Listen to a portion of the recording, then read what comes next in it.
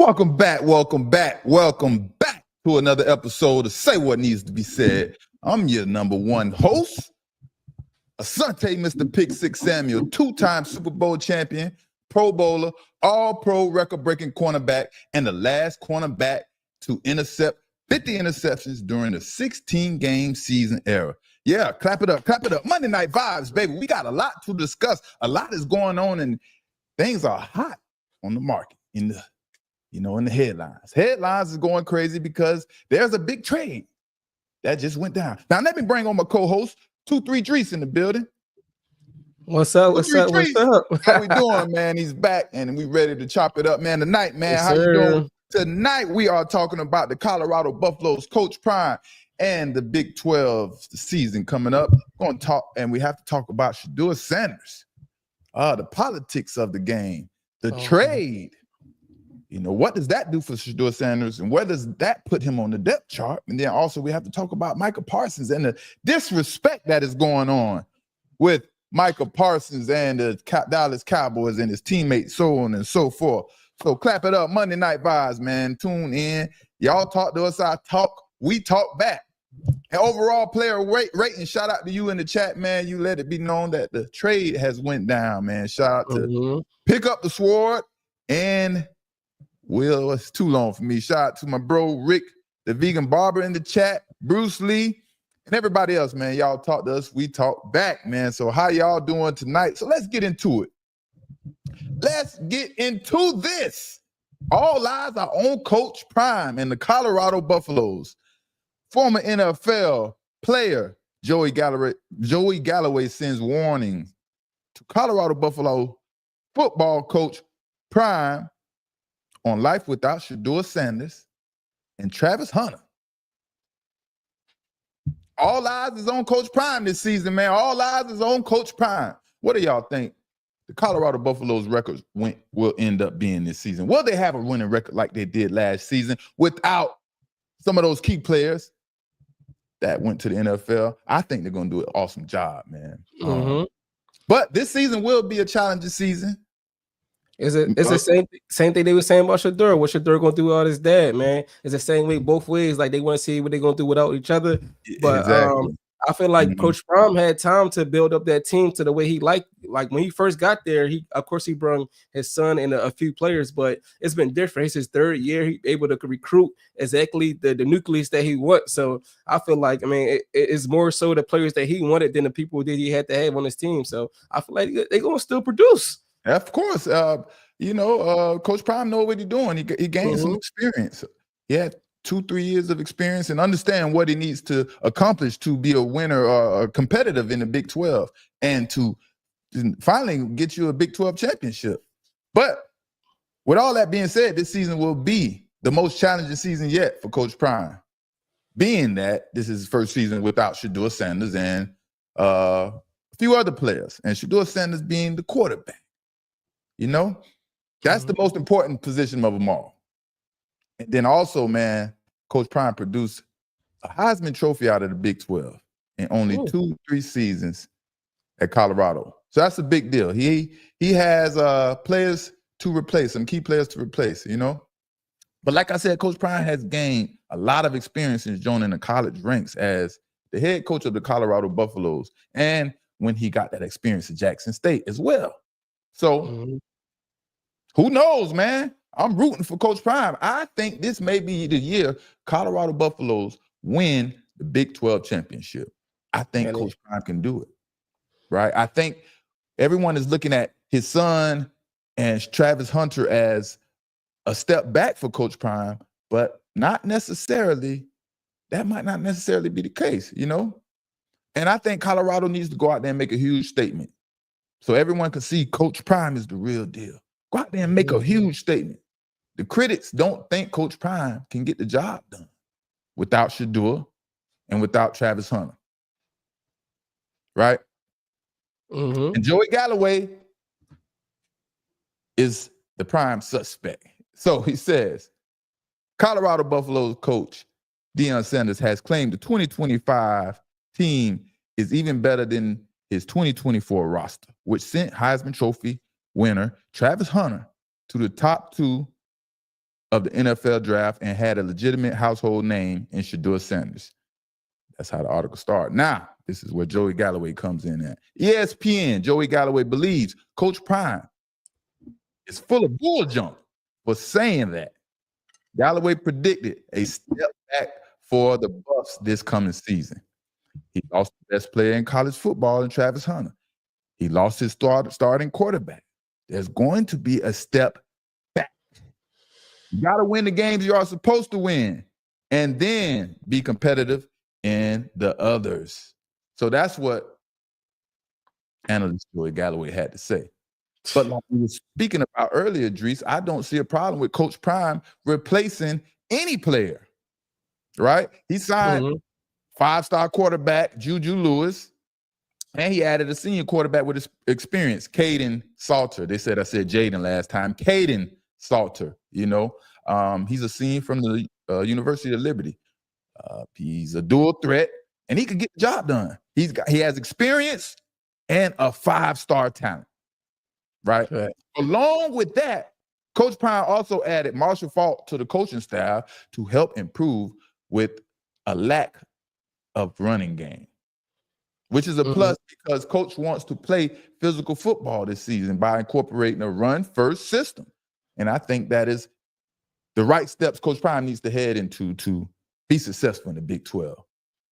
Now, Colorado's biggest threats in the division will be Iowa State. Who else? Arizona State. BYU beat up on Colorado last season. Texas Christian, TCU, and of course Baylor. So those are the Colorado Buffalo's top opponents. Now, Coach Prime knows how to recruit. That is the difference. Now, the first game of the season against Georgia Tech coming up this fall, I think it's this weekend coming up. Yep. Open the weekend right now. Yep. It's here. It's here. That will be a really good challenge for Colorado and Coach Prime. Georgia Tech beat the University of Georgia last season, and they played in some tough games against some tough opponents, and they competed really well. So Georgia Tech is going to be a good challenge for Colorado. Now, if Colorado could go out there and take care of Georgia Tech, I think that lays the foundation for the rest of the season. They can go out there the first game of the season, handle business. That lays the foundation for the rest of the season and set the tempo, right? A lot of talent, man. There's a lot of talent left, but a lot of talent also has gone. There's still a lot of talent there, and a lot of talent was replaced. I kind of agree and disagree with Joey Galloway, man, with the fact that they're not going to replace a Heisman Trophy winner. That's not going to happen. But I feel as though he built the whole team other than having those key pieces because he's been there a few years, which he wanted the offensive line to be bigger. He wanted the defensive line to be bigger, and he was able to do that over 3 years. You can't just do it all in 1 year because I know that was like a struggle for them before. So I feel like that's going to help, man. He's been looking for dogs, and every year he's been adding more and more dogs to that team. So I kind of disagree, right? When we think he can't replace a Heisman Trophy winner, I don't look at it like that. Just because he won the Heisman Trophy, he can be replaced. Now, Travis Hunter, he was a dynamic player, but the difference is he played two different positions. You don't need to recruit one player that can play two different positions. All you need is an awesome cornerback and an awesome receiver, and then that's replacing Travis Hunter. So I think he will do that fine, and that won't be a problem. Will he have a two-way player again and as dynamic as Travis Hunter? That's another issue. But as far as finding a five-star cornerback and a five-star receiver, I think that's easy. That's easily replaceable for Coach Prime, the way he recruits and how people, they love the atmosphere up there. So I think him replacing that won't be a problem at all, But listen, I want y'all to listen to how Georgia Tech players feel about Coach Prime and the Colorado Buffaloes in this upcoming season as they get ready to play them in the first game of the season. Let's check out their energy. Thoughts on playing in the elevation or facing this crowd or just in general going out to Colorado? Everybody says it's a different experience, but I've experienced some crazy stadiums since being here. So just knowing that, not trying to overhype it, honestly. Like it's another game. I know they bring out celebrities, they do all this crazy stuff, but we're playing football. Then none of them playing. They can hype you up all they want to, but you on the field, not them. Exactly, like, come on. But yeah, just playing fast, like not dwelling on that type of stuff. Like that's all I can say. Georgia Tech, boy, them Georgia Tech players sound like they want all the smoke, man, and they don't care about any of that outside noise, man. Homie went from 0 to 100 real quick. He was trying to hold it back, stay calm and use his calm voice. And then, it was like the game. It was like game day, and his mind was taking over in his head, and it was like, it's go time, But that's going to be a good game. Make sure everybody tune in to watch and support Coach Prime against the Georgia Tech. Against Georgia Tech, what are they? The Bumblebees? Georgia Tech Bumblebees? I can't even remember. Yellow Jackets. Woo! I said Bumblebees. Georgia Tech Yellow Jackets. Wow. That's exactly how he's supposed to feel, though. I mean, he playing on another team. He the opponent. That's exactly how I'm supposed to feel. He said exactly what he's supposed to say. Right. I ain't supposed to go over there like be intimidated by that crowd and all that stuff. People have to take those shots. I guess they're not used to all of the celebrities and attention that a one program gets or one head coach garners from being the head coach. So that's the first thing that people like to talk about, like, all this attention and things like that. But, it's all good. You have to go out there and play regardless. You have to adjust to the atmosphere and all those things like that. So, football is football, man. I just want to see a good game. I'm supporting Coach Prime, rooting for Coach Prime. I want Coach Prime to win the Big 12, And we seen Coach Prime, he spent a lot of time away from the program this offseason to take care of health issues, right? Which he told the world first. Don't say what needs to be said. He was dealing with some health issues. Shout out to say what needs to be said. We broke the news first here, But no one could have imagined what Coach Prime was really dealing with to the magnitude of what was eventually revealed at his press conference in Colorado. Certain adversities that come up in life, they can make you or break you. They can make us want to give up, or they can give us the strength to say, we want to go harder. And I think Coach Prime took this situation and let it motivate him to go harder. That's how Coach Prime is looking at his circumstances, right? Now, imagine this. Imagine Coach Prime. I'm saying I'm making a big statement. I'm making a big statement. What is it? We got here. What is it? Imagine this. It's imagine now. Imagine this. Imagine Coach Prime as a national champion, as a college football head coach. How would the world react to that? Coach Prime will go down as one of the biggest, if not the biggest, sports stories in the history of sports. If somehow Coach Prime can find a way to win a national championship, that will be one of the biggest stories in sports history. Everything he's been through and all the roads and doors he had to knock down to get to where he's at, man, that'd be big.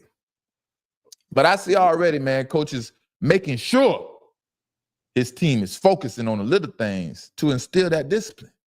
That discipline is what you need to be successful. But the big question is, will Coach Prime competition at quarterback, or how would it pan out, How would it pan out, the competition at quarterback? Who will be the starter? Coach Prime is talking about playing two quarterbacks. Coach Prime said he plans on using both of his quarterbacks. Like I said, one is a rookie, one is a freshman, and one is a senior. So one has a ton of experience and one is trying to gain some experience. Playing two quarterbacks, man, can get a little tricky. It stops one quarterback from getting the rhythm, and it stops both quarterbacks from gaining their rhythm. But, hey, man, as a coach, you got to know how to mitigate the damages and mitigate your players so they can still go out there and achieve that greatness that everyone is looking for, All right. And Coach Prime players, no doubt about it, they are going to go out there and play with a lot of pride. because of the legacy Shedeur Sanders and Travis Hunter and the crew left behind in Boulder, Colorado. So there's no doubt they're never going to question how hard Coach Prime players will play for him. Not even that, just they seen what Coach Prime went through over the offseason. Like, if he could go through that and come back and step on this field and do what he got to do, we got to be able to do that as players on the field. Like, that's motivation in itself right there. You get these players to go even harder. Like you're saying, Coach, no excuses. No excuses. Coach Prime showing you what I've went through, and I'm still here chopping at the wood, grinding. That means if I can get through this and make no excuses, you guys have no excuses to make. And that's what leaders do. We lead by example, you know. Mm-hmm. And one thing about Coach has a lot of boxes checked off the list, you know, starting with discipline for the team, you know, like I mentioned earlier, right? And that's what you need on those most great teams. They have that discipline. And Coach Prime will have his players playing with pride. Ain't no doubt about it. Right. And he also has added those coaches to the coaching staff that has played on the next level and were elite at their position. So I think that is going to help those players at those positions as well, you know, with the Marshall Faulk, Warren Saps, and things like that. Players that was, if you were an elite player at your position, man, you understand what it takes to be successful one way or another, you know. And I think Coach Prime is able to get this team to a winning season despite the Heisman Trophy winner not there no more and his quarterback as his son, Shedeur Sanders, not being there no more. I think Coach Prime is going to do really good, man. It might surprise a lot of people that he may do better than last season without his son and Travis Hunter. I mean, the only issue I see is how fast can a new quarterback adjust to the new atmosphere in Colorado and run that offense properly, how they want that offense to be run. That's the only problem I see for the Colorado Buffaloes starting off fast this season. You know, the only problem I see. But make sure y'all tune in this weekend. Coach Prime and the Colorado Buffaloes take on the Georgia Tech Yellow Jackets, man. And it's going to be a good game. Like I said, Georgia Tech did really well last season. They beat the University of Georgia, surprisingly. And the first game of the season, they beat FSU. FSU was big favorites at the time, and they came out and just knocked them off. And FSU ain't been the same since. I know that's right. But yeah, man, that's what's up, man. So yeah, what's next on the list? Next on the list to discuss, man, we have to talk about Shedeur Sanders, Kevin Stefanski, and Kenny Pickett. Kenny Pickett has been traded to the Oakland Raiders. If you haven't heard, breaking news on Say What Needs to Be Said, if this is the first place you heard it first. Kevin Stefanski, Andrew Barrett has traded Kenny Pickett to the Oakland Raiders. Oakland Raiders needed a quarterback. Their quarterback situation isn't panning out, wasn't working out, and I think one of the quarterbacks got hurt, if I'm correct. And I knew it. If you have been rocking with Say What Needs to Be Said, I've been saying this from the beginning. I told y'all from the time this quarterback competition started, Kenny Pickett was either going to be on the IR or getting traded. I said it from the beginning. I said Kenny Pickett, I said one of these quarterbacks are going to be on the IR. It's going to be on the IR. And I assumed it was going to be Kenny Pickett, if not him being traded. But I told y'all. But then I started to get confused after hearing Kevin Stefanski talking about he expected Kenny Pickett to challenge for the starting role at quarterback. I started scratching my head. What does he mean? He already knows and seen what Kenny Pickett could do at multiple teams in multiple years. So, I didn't understand at the moment, but now I totally understand. This is chess, not checkers out here. They got their 5th round pick back. Kevin Stefanski, he was bluffing. Trying to trick someone into trading for Kenny Pickett like he did. He tricked the Oakland Raiders in trading for Kenny Pickett. No, he didn't play. Yes, he was so-called dealing with a hamstring injury. But guess what? There's only so many quarterbacks available. And when one of your quarterbacks go down, the NFL scouting department, they have a list. They have a board with quarterbacks on there. And maybe Kenny Pickett was just the next man up. The best quarterback available, they think that could help them get the job done.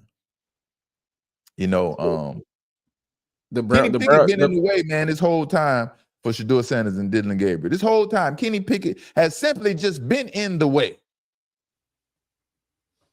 Because he's not even on the team no more. Did the Browns finally do something right? Did they? I mean, finally did something right. They fixed their mistake. I don't know if they did something right. You can create a problem and fix it, right? Like, you know what I mean? That's easy to do. But what will the Cleveland Browns do with Shedeur Sanders now? Is Shedeur Sanders one step closer to earning that starting role as QB1? Oh no, man. I don't think they want him to win it. the way it's looking, they don't want him to be it. I don't know. But I don't know. I can see this battle between Shedeur and Dylan Gabriel continuing to battle all the way through the regular season, because we all know Joe Flacco isn't going to maintain and last. So this will be a continued battle, right? And that's extremely important for either Dylan Gabriel or Shedeur Sanders to stop the Cleveland Browns from drafting a quarterback in the first round next draft year, in the next draft. It's very important. So either Dylan Gabriel or Shedeur has to go out there and convince the Cleveland Browns that you don't need to look no further for any other quarterback. That's very important, because once the Cleveland Browns go draft a quarterback in that first round, no one gets a chance anymore to be the starter over there. It's over with.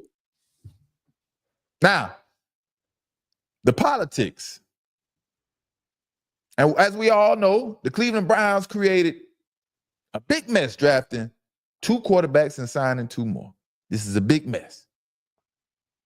But as you can see in real time, that now Kevin Stefanski thinks this is a way to make him look like he knew exactly what he was doing. And this was the play the entire time. Remember, Kevin Stefanski and Andrew Berry has a boss to answer to, like I told y'all in the last live.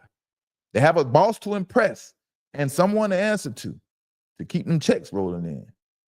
And I'm sure boss man owner Jimmy Haslam has Kevin Stefanski reporting to him on a weekly basis or something like that on what is he doing with this 4 quarterback competition situation. I'm sure the owner has Kevin Stefanski reporting back to him about his quarterback competition. It's only right. So in order to save face, maybe make it look like I knew exactly what I was doing with these 4 quarterbacks, 2 rookies, and this veteran that I have here as a pawn, getting ready to trade, you know? All right. So that's a play in my eyes. At this point, now we can all assume Dylan Gabriel will be the backup and Shedeur will now be the 3rd quarterback on the depth chart.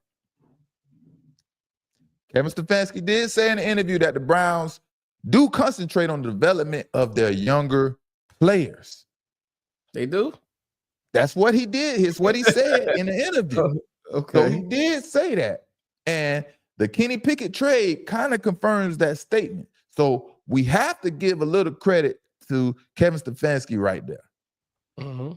That's what I'm explaining to you. Maybe I was falling for the bait a little bit because I'm explaining. That's why I'm explaining. Is like I was getting confused. He was talking highly of Kenny Pickett. Like he really was expecting Kenny Pickett to be the starter or something. And one thing to keep in mind is, what does the Cleveland Browns do with Deshaun Watson after he is cleared from IR? Because I think Kevin Stefanski is still interested in seeing what Deshaun Watkins can do. Why not? He's still being paid handsomely, and his money is guaranteed. that would be the perfect scenario. If Deshaun Watson can go out here and produce and be the quarterback we expect him to be, that's the perfect scenario. So he is always going to have a chance. Deshaun Watson will always have a chance. Now, if y'all don't know or haven't seen, Shedeur Sanders was out there running for his life in that last preseason game. He was out there running for his life. 4 of the 5 linemen that was blocking for him were released. Now let that sink in. And this is when we're about to heat up because we're going to get into a little story time. That's set up for failure. Of the 5 linemen blocking, just think about that. That's set up for failure. 4 of the 5 linemen blocking for you are getting released, and you're supposed to be out here trying to get better and improve as a quarterback. But the linemen out here blocking for you can't block worth a damn. The coach is just waiting for the game to be over with so they can send them on their way. Mm-hmm. How can they say they was giving Shedeur Sanders the best opportunity to compete for that job if 4 of the 5 linemen that was blocking for him got released? I'm sure that isn't the same deal for Dillon Gabriel. And every lineman that was blocking for him, I'm sure they made the team. But let's get into it because I want y'all to understand how this really works in the NFL, right? And I think we blindly have not been paying attention to the politics of the game. You know, the politics of the game plays a big role in this so-called quarterback competition that we thought was happening between Shedeur and Dillon. We thought it was a legit competition. We got caught up thinking Shedeur can outcompete Dillon Gabriel for the starting job or the backup role, wherever, Kevin Stefanski planned on putting these rookies on the depth chart. Mm-hmm. We got caught up thinking this was a real competition. The entire time, Kevin Stefanski already had his mind made up. He already had his mind made up. Shedeur never had a chance to win the backup role or the starting role, if we're being honest. The job was already given to Dillon Gabriel over Shedeur when they was drafted in the 3rd round and the 5th round. Because the shit never made sense. Since the Browns drafted 2 quarterbacks to get them 4 quarterbacks on the roster without a clear indication who the starter would be, didn't make no sense. Mm-hmm. And think about it like this. Think about it like this, y'all. As a general manager,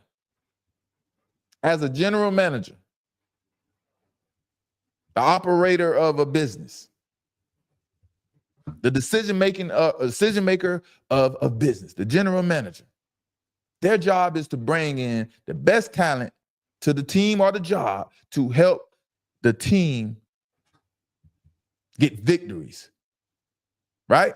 For the team, right? That's what a general manager's job is, right? Pretty much in a nutshell, along with the numbers and so on and so forth. But the main job is to get the talent on the team to help this team win. From the 1st round to the 2nd round, and so on and so forth. General managers are supposed to draft the best players to fit the team needs, with round 1 being the most significant pick in the entire draft for every team.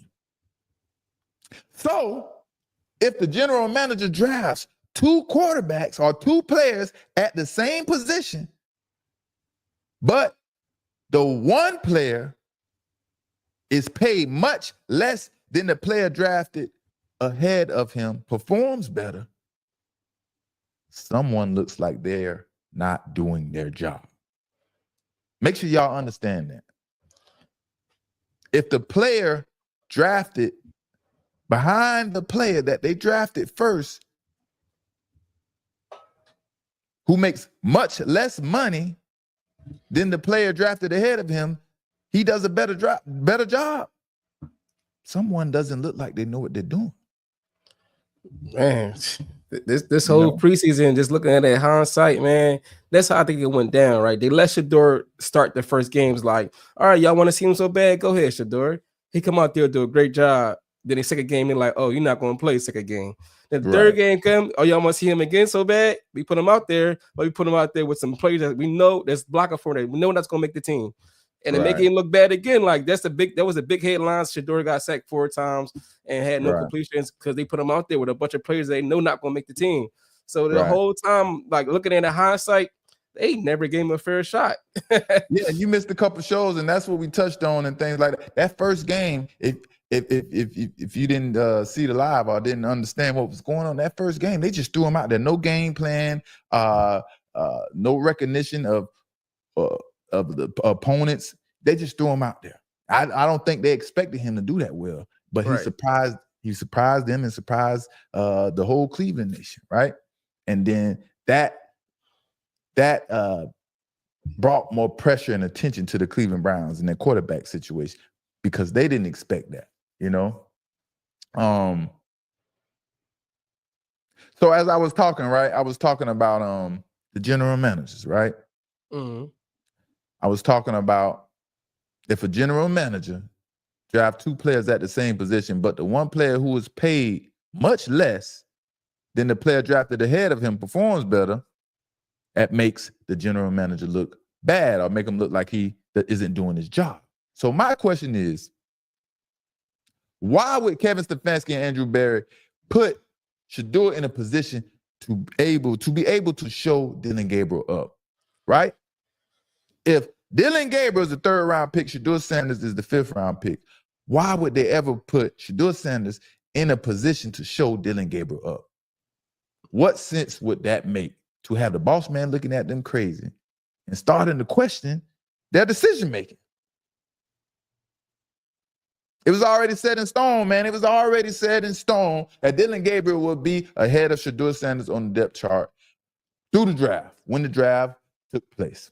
It was already set in stone.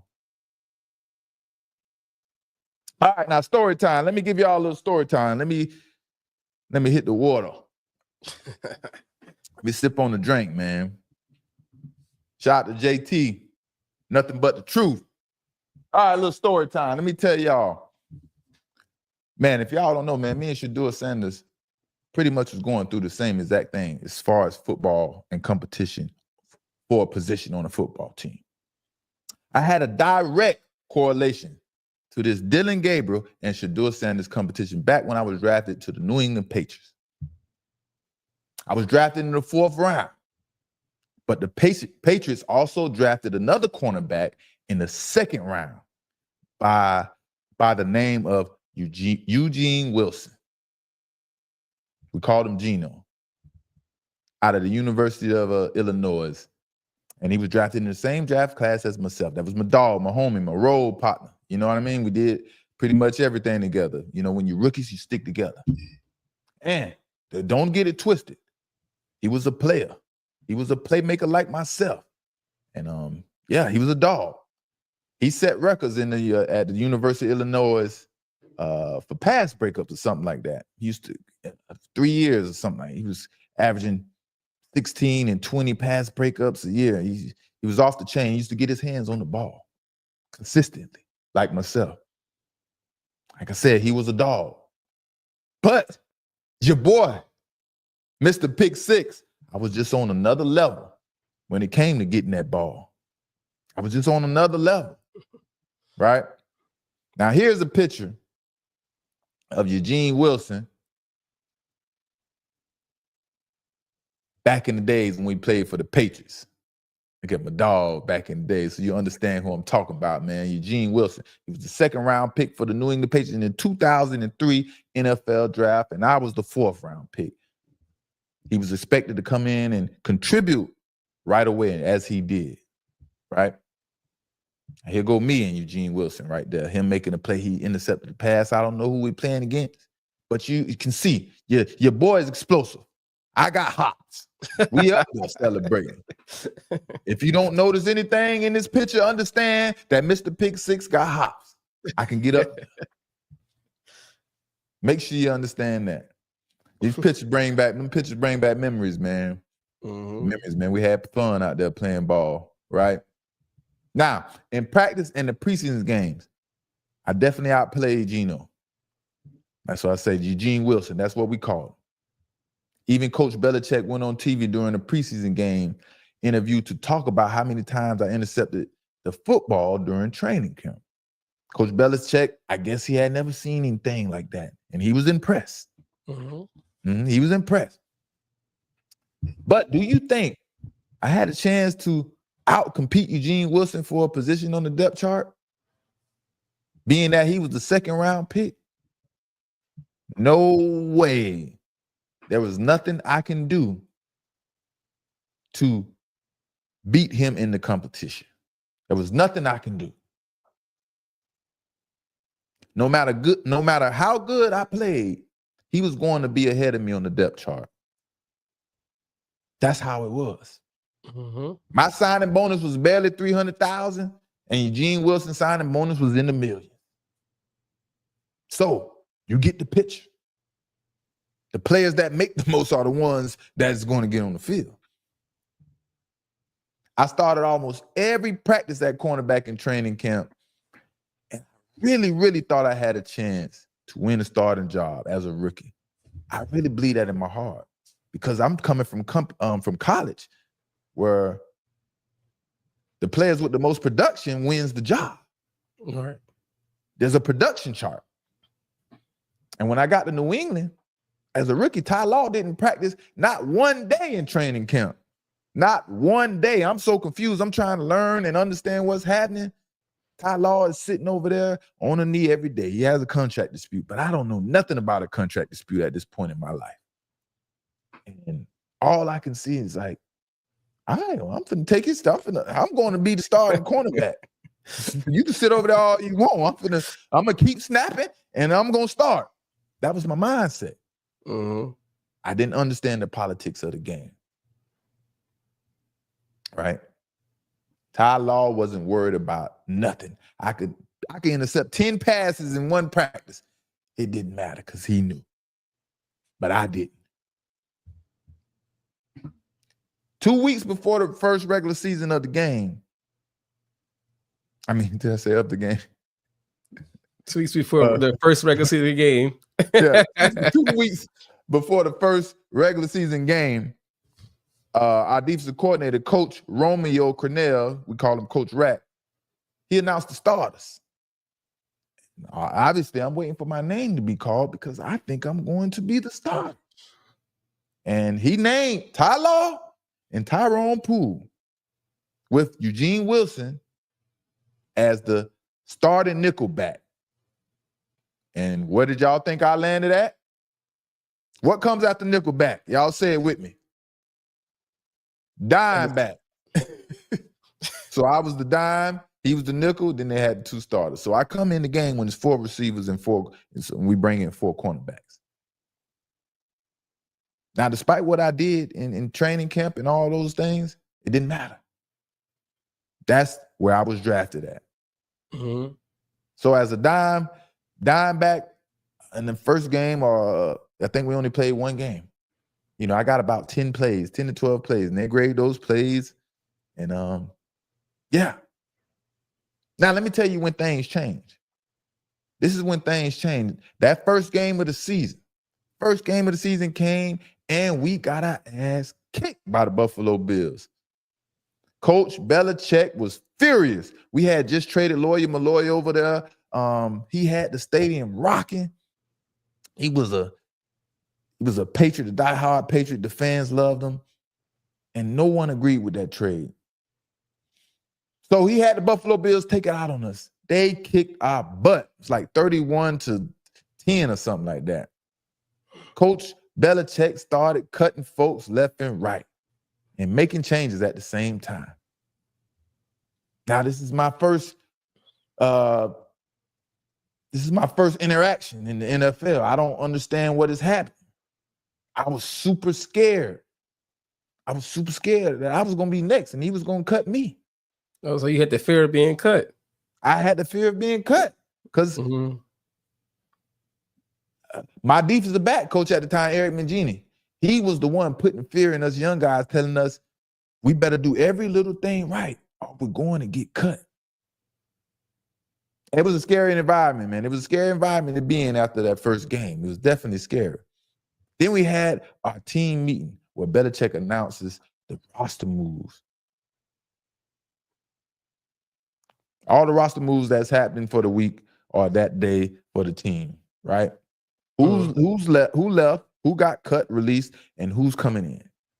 Belichick named the players who got cut, and then we broke into offense and defense meetings. And the meeting is when Belichick made the changes to the depth chart. And Eugene Wilson was moved to free safety. I was moved up to nickelback. So I went from dime back to nickelback. All of that because the only reason that happened is because Eugene Wilson moved to free safety. I never outcompeted him for the position. You understand? Mm-hmm. So if he would have remained playing cornerback, I don't ever see the Patriots allowing me to move ahead of Eugene Wilson. No matter what you did. No matter what I did.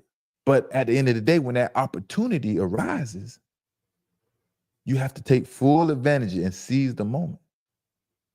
And I didn't look back after that. As you know, of course, I had some rough and hard times, but I didn't look back after that.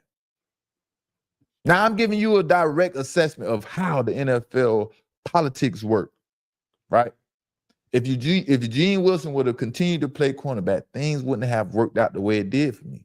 But because Geno was moved to a different position, it gave me opportunity to move up on the depth chart and show my coaches, the NFL, what I can do. Now for Shedeur, he just has to keep grinding. Keep his head up high, chest out, stay focused, and wait for that opportunity to arrive. Because you never know what's going to happen. You never know what's going to happen. As you've seen, the Raiders had issues at the quarterback situation. They got rid of Kenny Pickett. Kenny Pickett's gone. You one step closer to an opportunity to get on that field and play. And we see Shedeur Sanders isn't going to get any favor from those coaches at the Cleveland Browns. He has to go out there and be as impressive as possible every time he gets an opportunity, because he's not going to receive any favor from those coaches. Me, I know exactly what he's going through, because I'm telling you, I've been pretty much in his shoes before, you know. But the only difference in our competition is that I had 2 potential spots to win a starting job, right? I got the left or the right cornerback position to potentially win a spot, right? Whereas he only has 1 position to win a spot at the quarterback spot, right? So that's the difference for myself and Shedeur Sanders' competition. I had an opportunity at 2 spots to win a starting role, whereas he only has 1 spot to win. Makes it a little tougher. Thanks. Now, at the end of the day,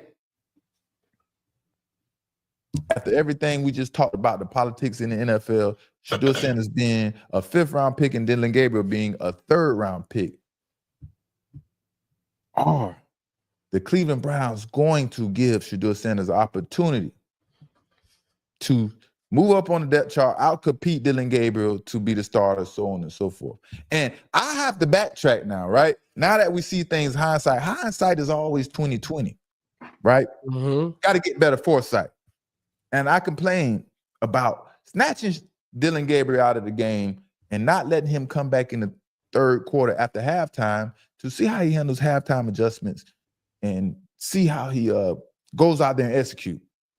Now I have to take a step back and retract those statements, because I'm saying he didn't want to make Dillon Gabriel look bad and so on and so forth. Now, on the other hand, now that it's hindsight and I see things from a different perspective, let me say this. I say he took Dillon Gabriel out of that game because he understood and knew that they were going to trade Kenny Pickett. But at the same time, that still doesn't make sense because you had, well, I guess, I don't know. You put Shedeur Sanders in the game, and what Kenny Pickett had to do with it?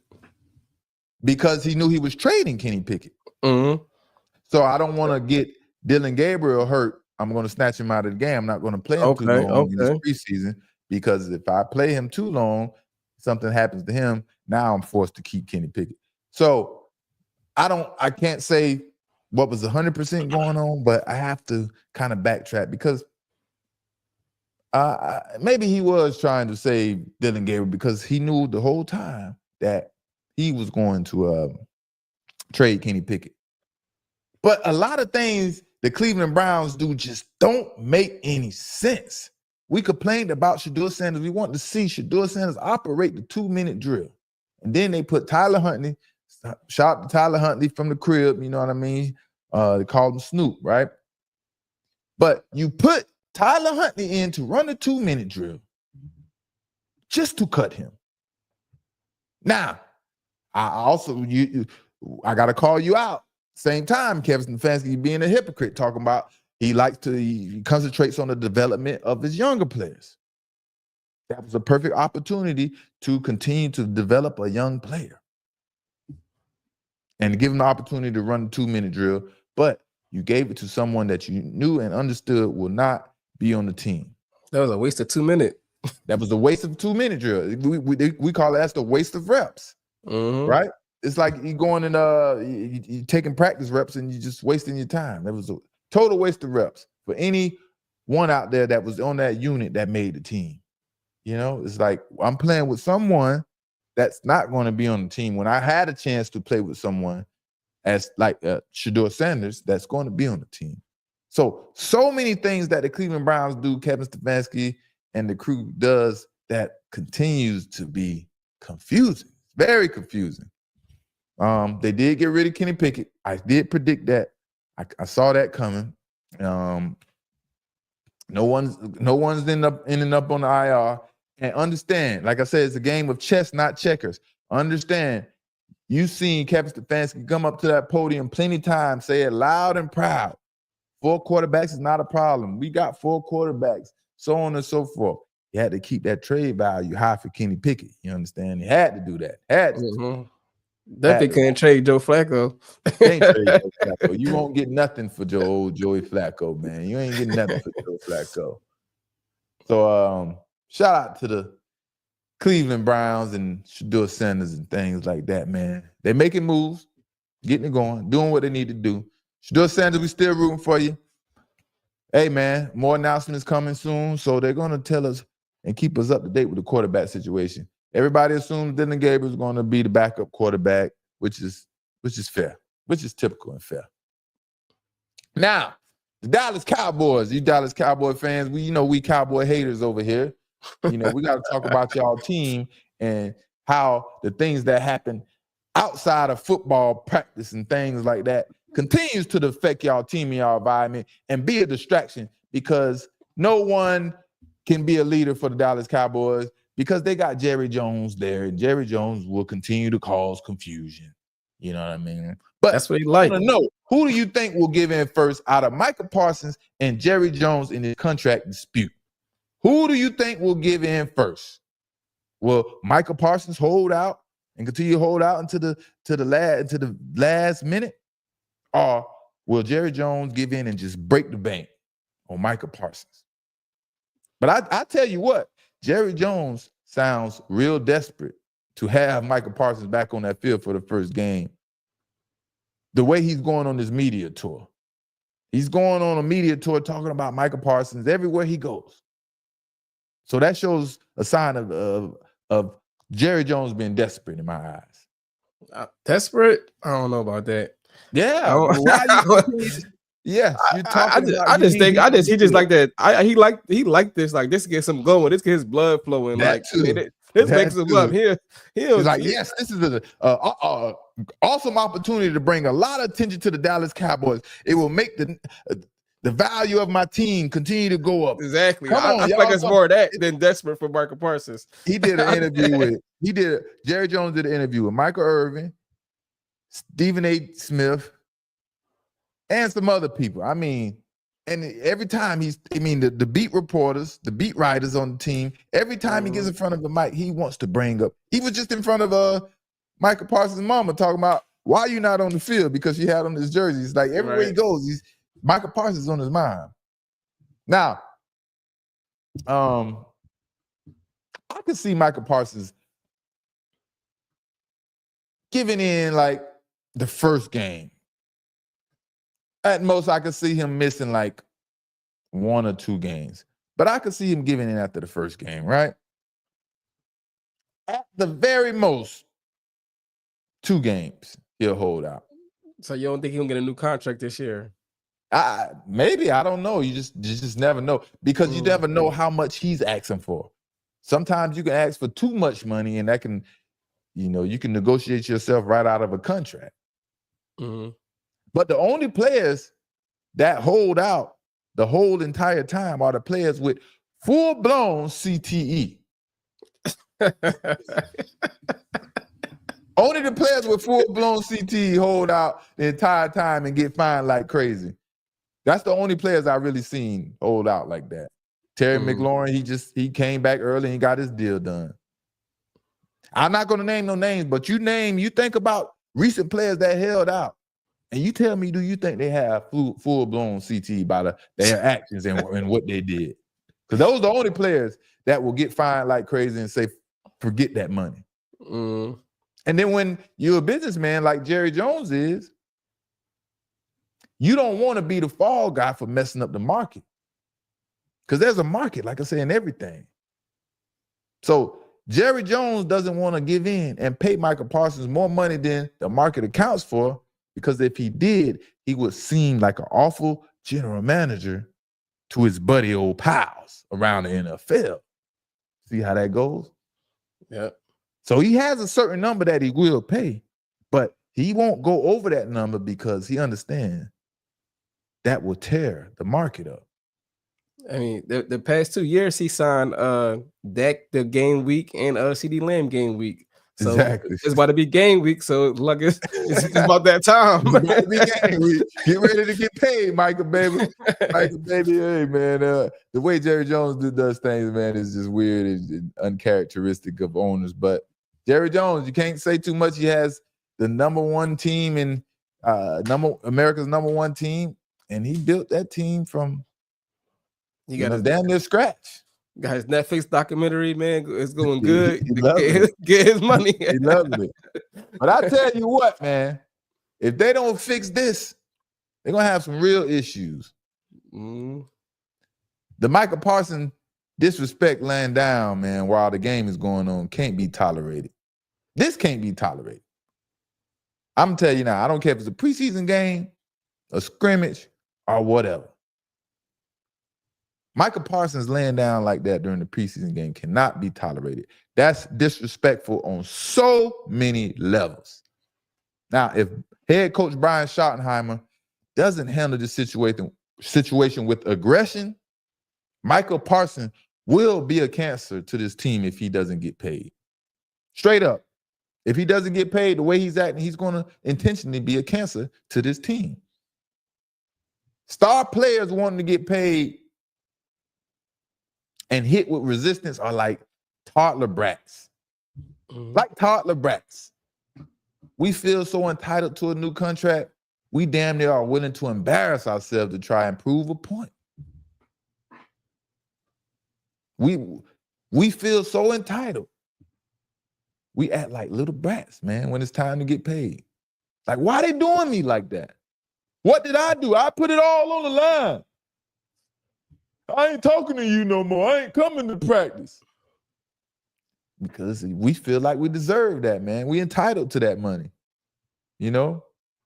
But watch the Cowboys get smoked on Thursday Night Football, the first game of the season, by the Eagles. I'm talking about smoked out their boots. All this craziness going on, Micah Parsons disrespect, the contract disputes. Every year is something going on, and every year it's the same result. They will get smoked out of their boots the first game of the season on Thursday Night Football. Man, say what needs to be said, man. That's what I like to hear. And it's not biased. The real reason is because the Eagles The Eagles have too much talent on that team.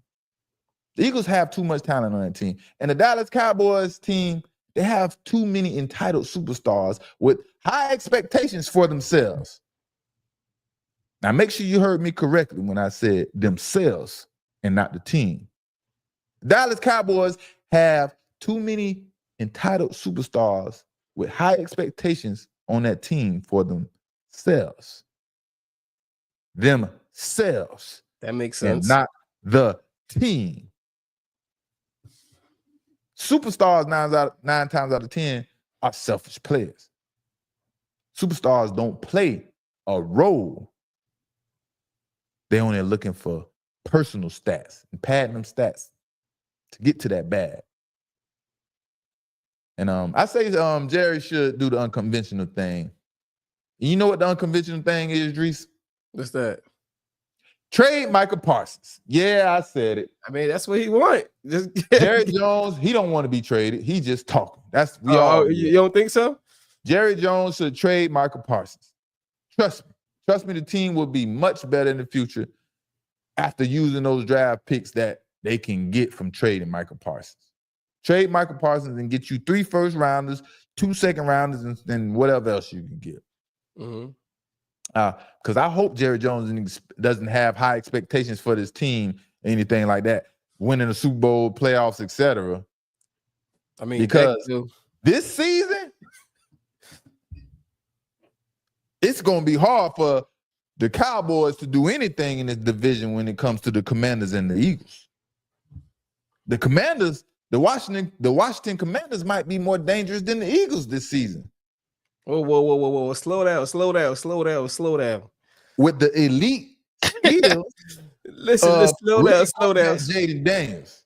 You got to understand, Jaden Daniels is a hell of a player.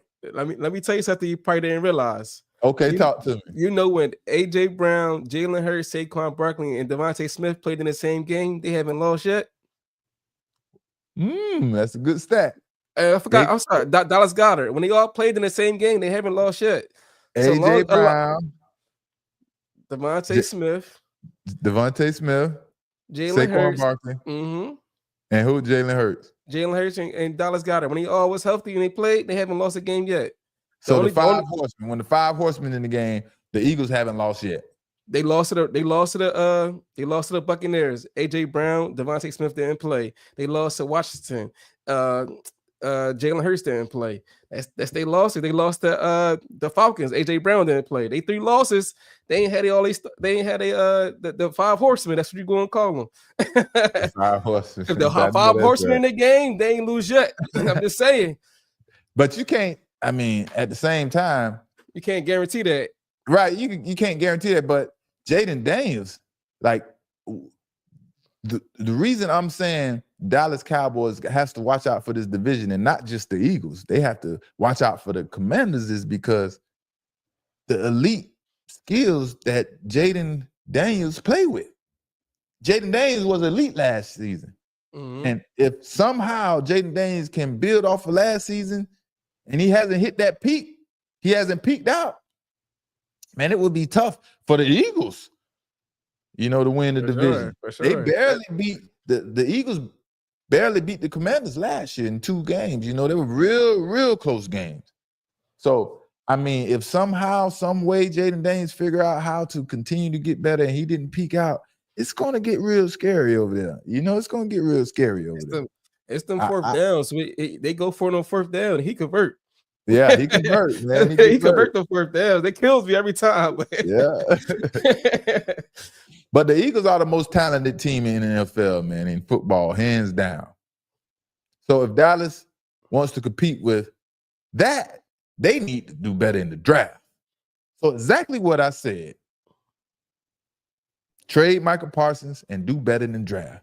Because Dallas can have all the top skilled players they want until they have key players playing those roles. Mm-hmm. They ain't gonna be a damn. You know what I mean? They ain't gonna be a damn. You need those key players to play those key roles, so Dallas can play physical and they can have a team not just full of superstars, because that can really tank your team and your season. A team full of entitled superstars talking to each other behind everyone's back, trying to figure out a way to manipulate the system and things like that, instead of just focus. That was what was so good about us when we went on those Super Bowl wins in New England. No one really felt like a superstar. Everyone, kind of understood their role and did their job. That's what I want to say. Do your job. Right. Do your job. That's what I would say. Do your job. But it makes sense what you said, man. I never looked at it like that before. But you said they out there all playing for themselves. And if you watch the game, that's what I got 5 interceptions. What you do? Like, exactly. You know what I mean? I don't feel like a camaraderie, whatever. You know what I mean? Everybody come together and try to win. It's like, I threw for 400 yards. What you do? If you notice, man, you think about every good team. You think about the Baltimore Ravens. You think about Kansas City Chiefs. You think about the Philadelphia Eagles. Every good team is really good at something, right? Every good team is really good at something. I don't know what the Dallas Cowboys is good at or what they're supposed to be good at. If y'all tell me, what does the Dallas Cowboys do really good? Do they throw the ball really good? Do they run the ball really good? Do they block? Do they play defense good? What does the Dallas Cowboys do that is really good, that they are known for? Nobody knows. Don't say that damn passing attack. The garbage yard. The game is so overrated with Dak Prescott. It's good. It's good. It's good when the game. It's good when the game was over. when the game was over. Exactly. When the game was over, that's when they're like, "Damn, he just threw for 200 yards," and the game was already they already down 21. Exactly. That's why I said his passing attack is so overrated, man. It makes no sense, man. But I wonder how Shedeur Sanders is feeling right now, man, and things like that, man. About Kenny Pickett being traded. I as a competitor, myself being in Shedeur Sanders' shoes, I know that last game is still bothering him. And he needs to get out there and play again to get that last game out of your head. You understand? Because it was the last time he touched the field. And I think that was one reason why everyone wanted to see him go out there in 2-minute drills. So he go out there and have a chance to redeem himself. But he was snatched from the opportunity. So, got to keep grinding. Got to keep grinding. Got to keep grinding. So we're rooting for Shedeur. We're going to see what things and how this pan out. What is Kevin Stefanski going to have to say in his press conference coming up, so on and so forth. So that was Monday Night Vibes. Coach Prime is getting back. Football is here. A few days away. Here, baby. Colorado back in a few days. So there's Monday Night Vibes. I'm going to see y'all Thursday. And we're going to have a lot to discuss and a lot to talk about. And I guess we'll have a Shedeur Sanders update by then to see if anything changed. I don't think anything will have changed by then, but gotta wait and see. Say what needs to be said. I'm Asante, Mr. Pick Six Samuel, and that's 2, 3 Drees, baby. And we're gonna see y'all next time. We are